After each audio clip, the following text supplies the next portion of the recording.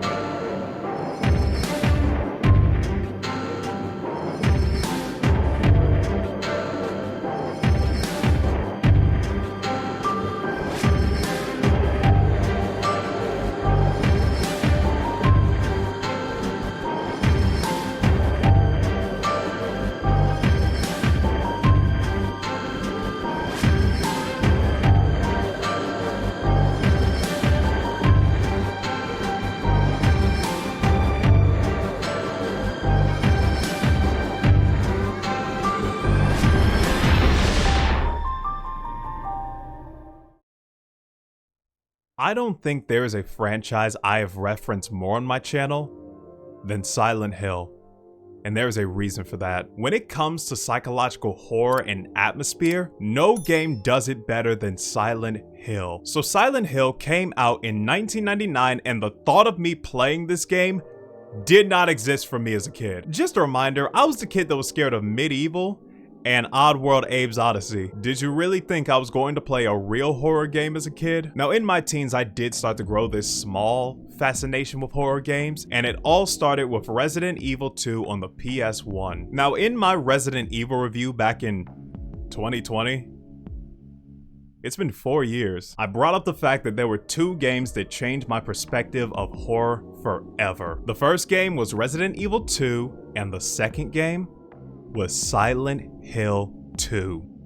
I don't know what it was with me playing sequels before the originals, but it just sort of happened that way. I don't want to go too much into this until I review Silent Hill 2, but all you need to know is that after I finished Silent Hill 2, I immediately played Silent Hill 1. So in this game, you play as Harry Mason, as Harry wakes up from a car crash after avoiding this stupid kid on the road. And as he wakes up, he realizes that his adopted daughter Cheryl is missing. So now Harry's goal is to find his daughter. So there's obviously more to the story than what I'm laying out, but what I can tell you is that in Harry's search for his daughter, we get one of the greatest transitions in video game history. As Harry is walking down this alleyway, you can see the area getting dimmer, dirtier, bloodier, as he is slowly being transported into Silent Hill. This is a moment that could only be done perfectly in a video game. While you could do this in film, a moment like this wouldn't be as powerful in a cutscene. You have control of Harry as you're walking down this alleyway watching the world deteriorate around you. And you do have the power to stop at any time, and that honestly makes the moment more scary because you know that the further you go, the worse it is going to get. Almost like this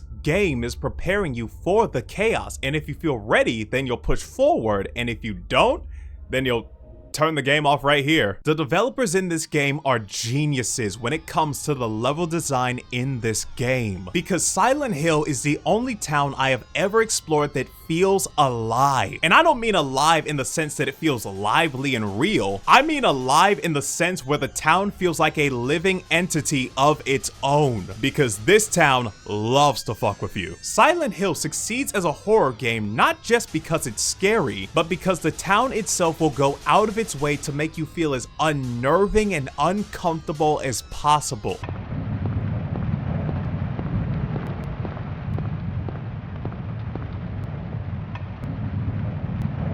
I don't remember this being here before.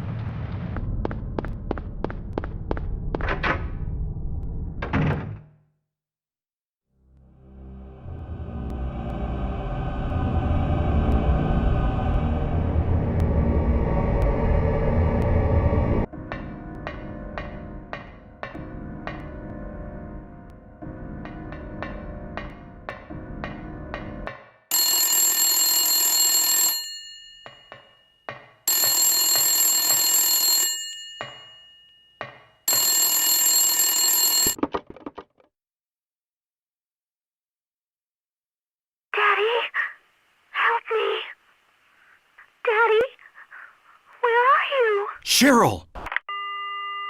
Even when things get quiet in this game, you never feel safe because you know this town is fighting against you.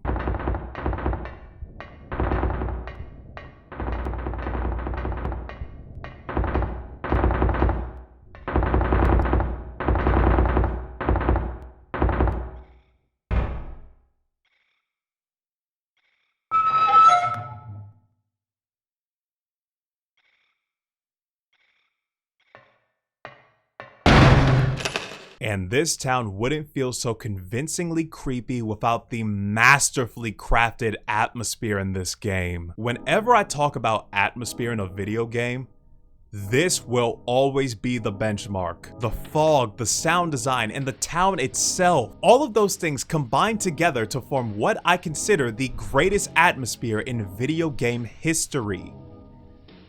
That is Silent Hill 2, but this game was the blueprint. Spreading this fog throughout the town was such a genius idea, not only from a rendering perspective, but for a visual perspective as well, making the town feel more ghostly and unnatural because of it. And because of that, it is now a staple for every Silent Hill game.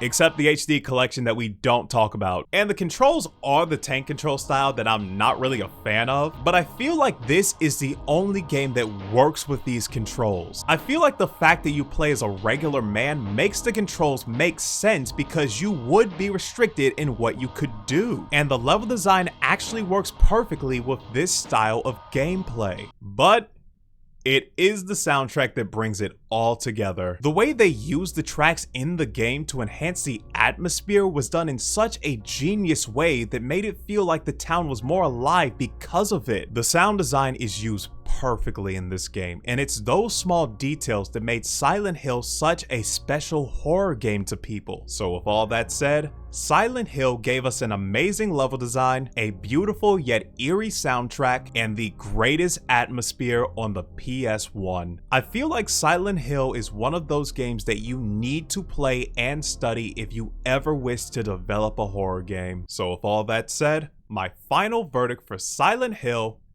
is the golden seal of approval.